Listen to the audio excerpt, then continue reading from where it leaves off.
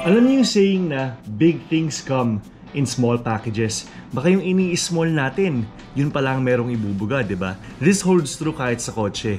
Lalo na sa panahon ngayon na more economical, mas matipid, mas maganda, nang hindi nasasacrifice ang quality. Which brings us to the Suzuki Espresso. Don't be fooled by its crossover looks kasi city car pa rin naman to. Perfect sa Metro Manila, perfect sa singitan at perfect para dalhin ka sa mga daily drives mo. Maliit man ito pero walang dudang kayang-kayang magbuga. Kung may 3-in-1 coffee naman, syempre sa Espresso, meron ding 7-in-1. As in, 7 things that we like about the Suzuki Espresso.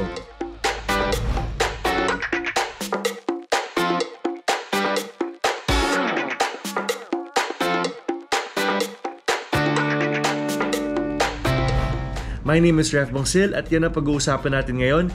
Please don't forget to hit like and subscribe to get the latest news and updates from philcoche.com, the #1 car portal in the Philippines.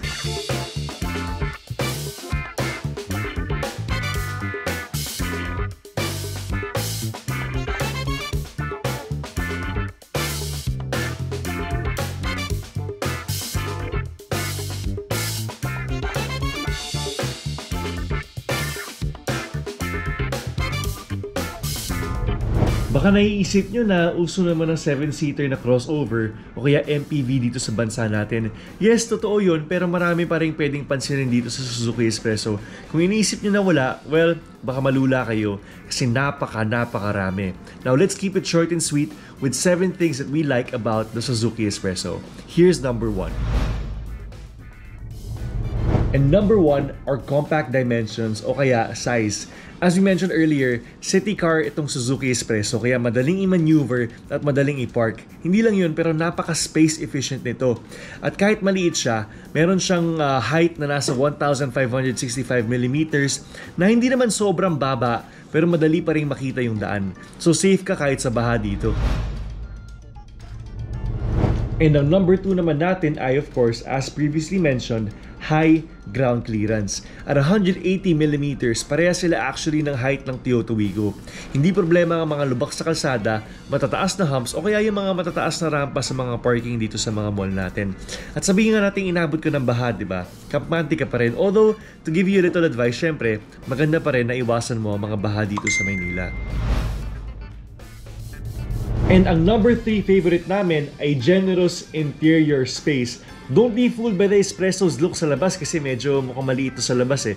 Pero pagdating mo sa loob, napakaluwag nito. Generous ang head at legroom. Yung rear seats pwede magkasya ng 3 adults. For cargo space, meron kang 239 liters of space and expandable ba to by folding down the second row bench. So pwede ka maglagay ng kahit surfboard pa siguro dito. Meron kang glove box, cup holders, door pockets, console bins na pwede mong lagyan ng kahit ano kapag nag-long road trip ka sa mga malalayong lugar dito sa Pilipinas.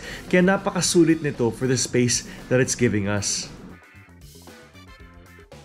And the 4th thing that we like about the Suzuki Espresso is the 7-inch touchscreen head unit. Oo, medyo hindi halata na merong ganitong kasama sa Espresso pero meron talaga siya with AM, FM, Bluetooth, USB, at meron ka ring feature na pwede ka mag hands-free phone calls. You can also stream music from your cell phone.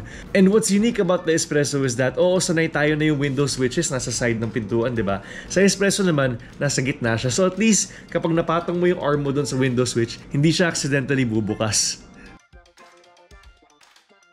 And the 5th thing that we like is fuel consumption. Oo, maliit na kotse to pero napakatipid ng fuel consumption ng Suzuki Espresso. It runs on a 1.0-liter 3-cylinder gasoline engine that makes around 67 horsepower and 90 Newton meters of torque. Perfect lang to para sa city, perfect din pag nilabas mo ng city o dinala sa bundok. At medyo maliit ang tangke nito at 27 liters lang ang laman ng tangke ng Suzuki Espresso. Pero huwag kayong mag-alala because based on driving experience, baka tayo pang maging impatient sa pag-antay kung bababa ang gas nito. And the number 6 thing that we like about the Suzuki Espresso is the small, turning radius. From lock to lock, you only need 4.5 meters para makapag-maneuver na maayos within a parking space or kaya within the city streets of Manila. Napakadali nitong i-park, napakadaling i-reverse at napakadaling isingit. Ngayon, electric assisted pa ang rack and pinion steering system mo. 3-point turn or 4-point turn system, walang problema yan. Panis lahat yan sa Suzuki Espresso. And now, for our number 7th most favorite thing about the Suzuki Espresso, and alam ko na ito ang inaabangan nyo lahat, is the price. Akalain nyo lahat ng features na sinabi ko, whether it was ISO fixed anchors, anti-lock brakes, rear parking sensors, seatbelt reminder, dual airbags, and of course the fuel efficiency, you're gonna be able to get the Suzuki Espresso at 518,000 pesos only. It's one of the cheapest Japanese vehicles around in the market today. So napakasulit niya because meron kang value for money, eye-catching pa, at napakaganda ng kulay niya na orange, bagay sa quirky design ng Suzuki Espresso.